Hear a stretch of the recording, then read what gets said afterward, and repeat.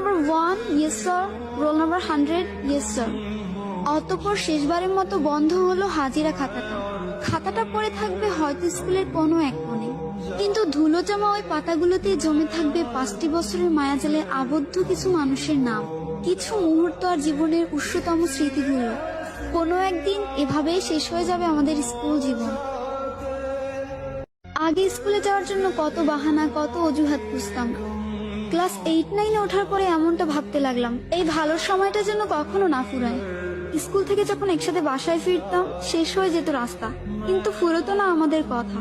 সাক্ষী ছিল last bench, সাক্ষী ছিল রাস্তা, আমাদের ফেলে আসা হাজারো রূপকথা। ফাইনালি চলে আসলো বিদায়ের সময়। স্কুলে প্রথম দিনটা আর শেষ দিনটা একই ছিল।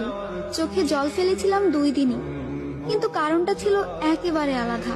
একটা যাবার আনন্দ আর একটা বিদায়ের ব্যথা। বাস, শেষ হয়ে গেল আমাদের স্কুল লাইফ। তারপর একদিন হয়তো স্কুলের ইউনিফর্মটা বাড়িতে এসে খুলবো, তারপর হয়তো কখন আর পড়াই হবে না।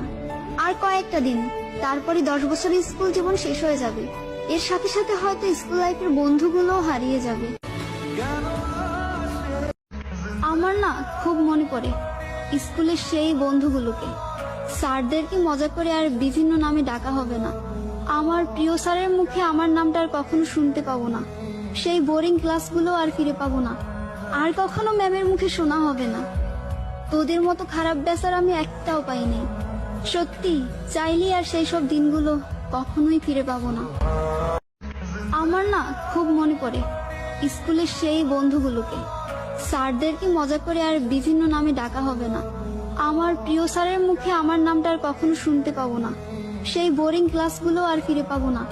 আর কখনো ম্যামের মুখে শোনা হবে না, তোদের মতো খারাপ বেচার আমি একটাও পাইনি। সত্যি চাইলেই আর সেই সব দিনগুলো কখনোই ফিরে পাবো না।